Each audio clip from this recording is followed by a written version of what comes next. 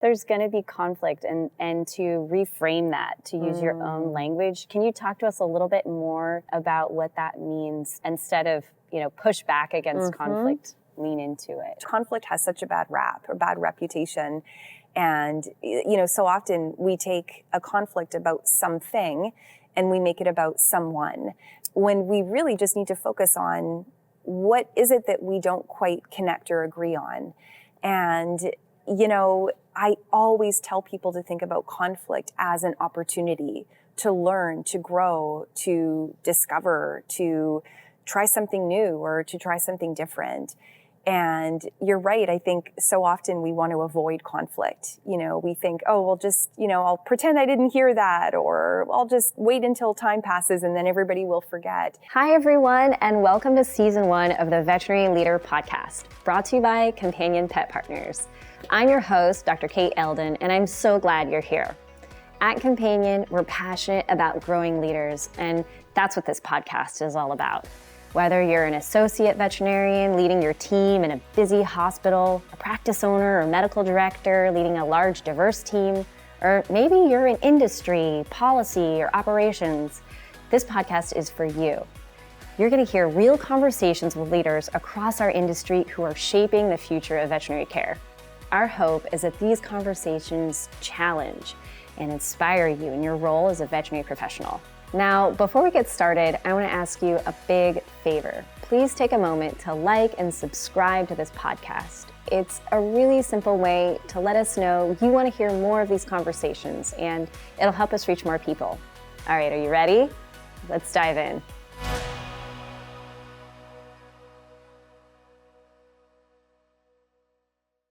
Dr. Marie Holowaychuk, thank you so much for joining us today on the VLP podcast.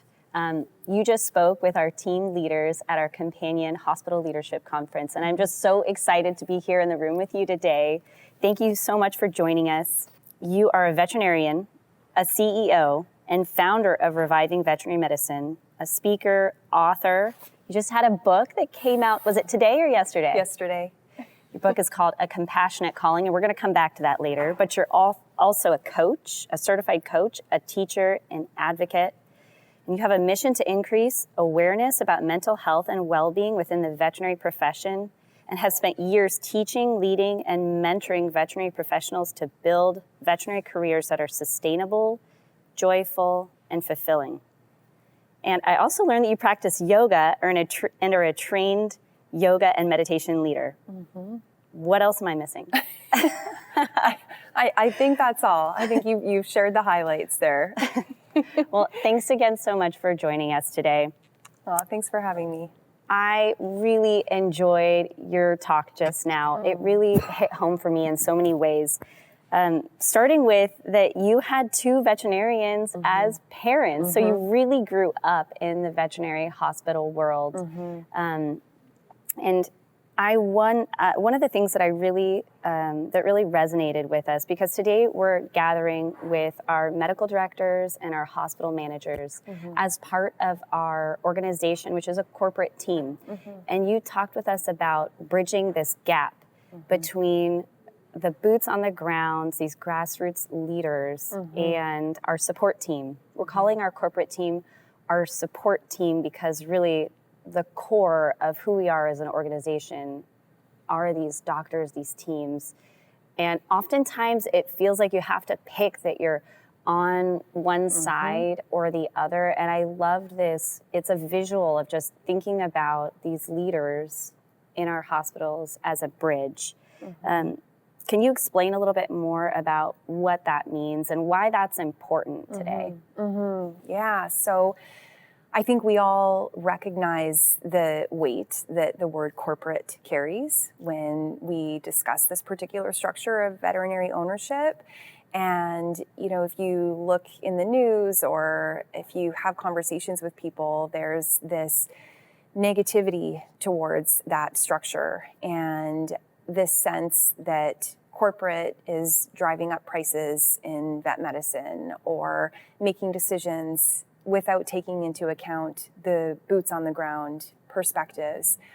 And while there are some structural difficulties or challenges that come with working in a corporate environment, there's also so much opportunity to engage those supports. How oftentimes it does feel like, corporate is a bad word, and there is a negativity associated with that word.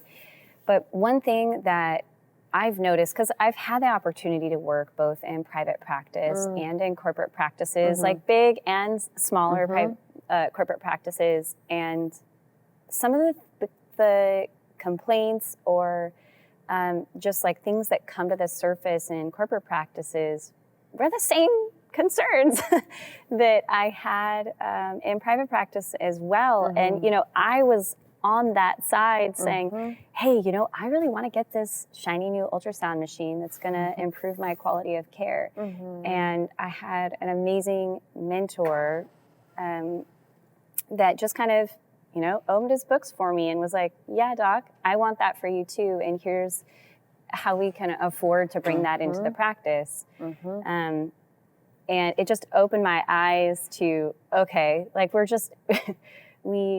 all at the mercy of these things. Your story with your mom and her practice really moved me today to kind of highlight some of the things that we can all benefit from when we're actually in a corporate practice. And I don't mean to put one up on a pedestal over the other. I really just want to call out that this is the world that we're living in, to use your own words. Like this is the sea that we're swimming in right now. But can you tell us a little bit more about that story from your mom, from your parents growing up? Yeah, absolutely. So I grew up working in my mom's companion animal practice from the time that I could walk. I mean, I was there every day after daycare, after school, cleaning. And then when I was older and able to talk better, I was answering the phones or calling clients to remind them about their vaccine appointments. And I loved the veterinary environment from a very young age. And of course, it was decided by me and embraced by my parents that I was going to go into vet medicine. And there was this assumption that I would take over my mom's practice when I finished. And for the longest time, I thought 100% that is what I'm going to do. Fast forward to my third year, I'm doing my externship. I'm learning about all these other different opportunities in vet medicine. And I come to the realization that I want to do something else. I want to spread my wings and see what else is out there. And so I opted to apply for an internship rather than join my mom at the practice. And she didn't handle the news very well. And in hindsight, speaking of empathy, which I talked about during the session, I can see now that her world was rocked when I told her that wasn't going to be my plan. She was left with this decision of what am I going to do now with my practice? I had always thought this would be passed on for future generations, and I can't work here forever. I mean, she worked 42 years as a veterinarian and practice owner. And so ultimately she did decide to sell her practice to a corporate organization. And it was the best experience for her. And, I've had a lot of conversations with my mom since then, that was almost 10 years ago, to talk about what made that experience so good for her. When a lot of my conversations today as a well-being advocate and someone who really promotes workplace well-being are connecting with individuals and teams who are not necessarily having those good experiences after a corporate acquisition. And she told me, she said, I was so worried about my team being well taken care of. That was the biggest priority for me. I just wanted my team to be cared for. I knew that my clients would be okay. I knew that the animals would be okay. I needed to make sure my team was going to be okay. And when I asked her at the end of the day what made that solidified for her, she said it was the hospital manager that they had assigned to their practice and their medical director, both of whom are still in place 9 years later. And it made all the difference in the world. Those were the bridges between her practice that had been established in this community and had its own set of cultures and energy and presence within the community, and the corporate entity that had purchased the practice. And so to this day, she can't say enough good things about what that experience has meant to her and to her team. And again, it all comes down to her in-hospital leadership, who was able to make it such a smooth transition and work so collaboratively with the company's leadership team. That's really empowering for our local leaders to just like recognize that, whether regardless of if your practice is privately owned or not, you have such a big impact. And my experience is that regardless of who owns the hospital, it's the people inside of the hospital that really affect your mental health, how you feel about your job satisfaction at the end of the day, and how those leaders show up. And you did a workshop with us today about this, like the why behind their leadership. It comes through, and that rings true for me. I think that rings true for a lot of us. This is the people. And it's empowering to think of as a leader in a hospital that you can, have a positive work environment if you take that on. It's a choice. So thank you for sharing that. Another thing that you talked about that really resonated with me was this idea of conflict isn't bad, right? So I think that anytime we're working in an industry that is always changing and that's time sensitive and these roles are really interdependent, there's gonna be conflict, right? And even though we might be tracking with the same purpose, there's gonna be conflict, and to reframe that, to use your own language. Can you talk to us a little bit more about what that means to, instead of, push back against conflict, lean into it? Totally. Yeah, happy to. I'm so passionate about this topic because, conflict has such a bad rap or bad reputation. And, so often we take a conflict about something and we make it about someone, when we really just need to focus on what is it that we don't quite connect or agree on.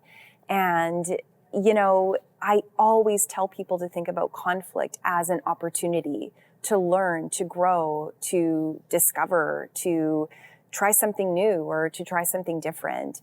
And you're right. I think so often we want to avoid conflict. We think, oh, well, just, I'll pretend I didn't hear that, or I'll just wait until time passes and then everybody will forget. And the reality is then you're missing an opportunity to have a conversation. And so utilizing strategies like getting curious, right? Asking questions, trying to get to the root of what doesn't feel right to the individuals that might be disagreeing about something, and get to those deeper layers of what might be underneath that. I love that. Every time I hear and think and learn about open-ended questions, I feel like I remind myself every time what they are. Can you share with us what are some open-ended questions or examples of those that you might use in a hospital? Yes. So any question that can't be answered with a yes or a no is an open-ended question. And so we think of the, who, what, when, where are great open-ended questions. Starters, we try to avoid anything that begins with why, because why can bring up a lot of defensiveness. You're making me have to explain myself. So, and it doesn't even have to be a question. It can be a statement. Tell me more about that, or say more about what you're thinking. What are your thoughts on that? So many different ways to open up conversation, and ideally sharing it with that genuine curiosity, that genuine desire to hear more, to better understand, versus jumping to conclusions or making assumptions about what the person's reasoning might be. I love that. I feel like in veterinary school, we talked a lot about open-ended questions with our clients to get all of the information, and there was a lacking for this kind of conflict resolution and using it as a tool with our teams, which is just so important. You had so many things in your discussion today that resonated with me, and another one of those was this idea of generosity. And when I think of generosity, I have kids, so I often think about, be generous, share your cookies. But you just opened up the door to this idea of generosity being assume the most generous interpretation, like assume positive intent, assume the most generous interpretation of the people around you. And I was like, wow, that is the generosity that I want to embrace.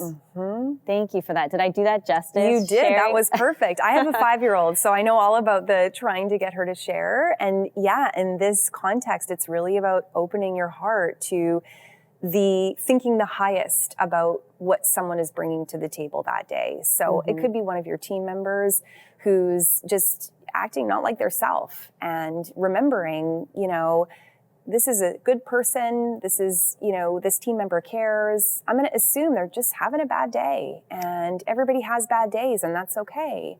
Or I'm going to assume that they might be really struggling with something right now, and I'm going to have a conversation with them about it. And I think in the context of what we discussed earlier around the corporate or leadership team, the company team, support team versus the hospital team, also thinking that generosity towards the support team. They're probably dealing with a lot of stuff on their end too. It might be taking them longer to respond to your email, but they're probably working as hard as they can, right? So coming into these situations and these conversations, really giving people the best, like you said, the best interpretation of what their actions are, rather than making assumptions that they don't care, they're money driven, or they're just suddenly bad people, which we know is not true most of the time. I love that call out, and what you were saying, I was like, yes, and I should do this with my husband at home every single day to practice doing that. And then my brain tracked to, you know what, I've had the opportunity to work with our support team more recently. I love getting to work with different parts of our organization. Just makes me love my job even more. And I tend to be a really passionate person. I'm really passionate about what I do, and I'm the medical director for our telemedicine program. So I like to know what's going on with technology and innovation. And I so deeply wanted to get to talk with our teams about advances in AI and technology. And I got the response from our organization, like, no, pull the reins in, Kate. We're not ready to talk about that yet. And immediately my brain went to this place of, ugh. I don't even think I need to put words behind that. I was just frustrated. And I practiced my own self-regulation of not reacting, but taking a minute, a few deep breaths to respond, and got curious and asked the question, and then learned that our cybersecurity team is working hard for us to develop some important protocols so that we can keep our patient care information safe, and that actually, like, waiting for that information to be solidified so we can come as a unified team is really important. And it's so easy to catch ourselves even when we know that we should be doing these things. It's just, we're only human at the end of the day, right? Is it okay to make mistakes? Yes, it's always okay. And I love what you shared about taking that pause and then responding rather than reacting. I think if we can pause, notice what's coming up for us, maybe the ugh or the eye rolls, whatever it is, and then choosing our words carefully after that, not in a way that means to filter, but just to make sure that we are coming into it with that generosity, with that curiosity, and with that real desire to better understand versus defend or deflect. Yeah, the notice, the pause is so important. And then remembering, I think because a lot of us that are in hospitals working with our teams, we have faces that we put to our team members' names that we see every day. We know their life story. We know that their kid at home didn't make the cut for the dance team or whatever it is, but we don't always get to interact with our support team as often. And sometimes, we might not have seen their face in a while, so giving them that same generosity can be difficult. And I wanted to name that. before we started the camera rolling on our podcast, we were just talking about how much I appreciated you naming the sea that we're swimming in right now, with where veterinary medicine is at. And I was just proud to be a veterinarian, to be in the room with you while you were having these difficult conversations in the presence of our corporate team. Are you comfortable talking a little bit more about that? What is the sea that we're swimming in right now with veterinary medicine? And can we just call out the elephant in the room sometimes? Yeah, I think it's really important to, because the reality is that this is the rhetoric that people are living with. And so whether you acknowledge it or not, it's not going to change people's thoughts and perceptions. And so the C is driven by a lot of media coverage that has been coming out over the last couple of years around corporate entities and what they have done to veterinary medicine, as well as some negative experiences that people have had working with different corporations in the veterinary space, and what that has meant for them as individuals and their teams, if they are a leader. And there is a lot of concern in veterinary medicine right now about rising prices. And a lot of those rising prices have been attributed to corporate structures within veterinary medicine. And this sense that the corporations that are managing a lot of veterinary practices are separate from those on the ground who are delivering the veterinary services, and that their decisions are driven by profit rather than by helping people and their pets. And so, unfortunately, when there is a lot of news coverage around these topics driving this messaging, and when there are individuals who have had an experience with a corporation in or outside of Companion where they have felt that was their experience, then that starts to be internalized. And then when there are struggles or challenges within their day-to-day hospital life, it's easy to name that as the reason. And so I think as leaders in the room who really do sit in this unique position of being the bridge or the connector between the corporation or the company and the team, to be mindful of acknowledging that this is what people believe, this is what people are experiencing. And so rather than just, I'm going to pretend I didn't hear that, we want to acknowledge, yeah, I hear your frustration. It sounds like you have concerns about these decisions being made without the input of people on the ground, or whatever those disconnects might be. And to validate those experiences, to make sure that people recognize that it's okay to have those feelings, and to open up conversations about what the reality might be, right? And so I think that is the sea that we are swimming in. Vet medicine has changed dramatically over the last 20 years.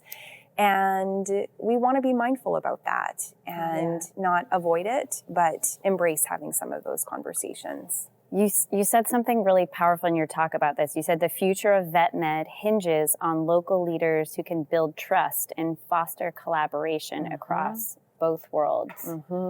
That's both empowering and a little bit terrifying at the same time. Like, there's an opportunity for a renaissance in veterinary medicine for us as leaders to step up and narrate our own future. Yeah. I mean, this is the thing. We talked about this, one is not inherently better than the other, right? It's not to say that the privately owned practice has all of these things that make it better than a corporate owned practice. There are pros and cons to all structures of business. And I'm a solopreneur. I can speak to that. There's definite pros and cons to being a solopreneur as well. And so we want to honor that. We want to acknowledge that. And we do want to really feel empowered in our role as the bridge for those hospital managers, those medical directors that really do overlap and connect the company with the team to recognize the power that they have and to engage in those conversations and, really build trust within their teams so that they can have those conversations that have that foundation of psychological safety and support so that people feel safe to say what's on their mind, to voice their concerns. And then once people have had the opportunity to do that, then we can open up conversations about how we can move through this together. And I think those open, honest conversations are what build trust in our teams. And when our leaders feel empowered to advocate for what they believe in, then they can communicate the trust both directions. I want to hear a little bit more about your book, A Compassionate Calling. Will you please tell us what inspired you to write this book and what's it all about? So the subtitle is What It Really Means to Be a Veterinarian, and I think that sums it up. I just felt so inspired to pull back the curtain, so to speak, on how much veterinary medicine has changed over the last several years. When I grew up, sitting in my mom's office, at her practice, the bookshelf was just lined with books from, James Herriot and depictions of going to the farm, right? And having these farm calls and, mostly men in the profession dealing with large animals and maybe the occasional farm dog. And things have changed so dramatically. We're a profession predominantly of women. There has been a change in ownership in the way that practices are owned and operated in vet medicine. We frequently use pet health insurance. That's been a game changer for us. And along the way, there have been a lot of hurdles, and there continue to be hurdles that the profession has gone through and is going through. When I think about the cost of tuition and what veterinarians pay to be able to earn their degree, and then the loans that they're paying off afterwards, how hard it is to get into veterinary school, all the different paths that we can take as veterinarians with our degree that aren't just in clinical practice and what that means. And then some of the mental health challenges that we experience along the way, the stress, the moral distress, the ethical dilemmas. I wanted to talk about it all because, when I talk to individuals, we'll say people that I don't know me very well, and I share that I'm a veterinarian. So many people, first of all, say, "Oh my gosh, I always wanted to be a veterinarian, but I could never euthanize animals, or I could never do surgery, or whatever it might be." And I just want people to understand that there is so much to the work that we do. There are tremendous joys, and there are massive challenges. And we are really at a crossroads in our profession in terms of where we want to go and grow from here. And so it was really meant to cultivate compassion amongst the pet owning population, the general public, anybody who's interested in vet medicine, to really see all that is what we deal with as a profession on a daily basis, and to also give voice to the people in our profession for what they have been experiencing in their careers, but maybe never knew what it was or what to call it. Yeah. So validating for those in the profession, but also enlightening for those outside of the profession, and hopefully building compassion for everyone involved, and finding a way forward that is both supportive of the people we're trying to help, our clients and their animals, and also supportive of those of us within the profession. Thank you so much for writing this book. I'm thinking about all the people in my life that I know they want to understand what it is that we do every day, but they really have no idea. And, we usually hear the complaints when they can't get an appointment when they want to, it's like 9 a.m. in the morning and they need to have their pet seen in the next 3 hours. And we get frustration and communication about how expensive it is.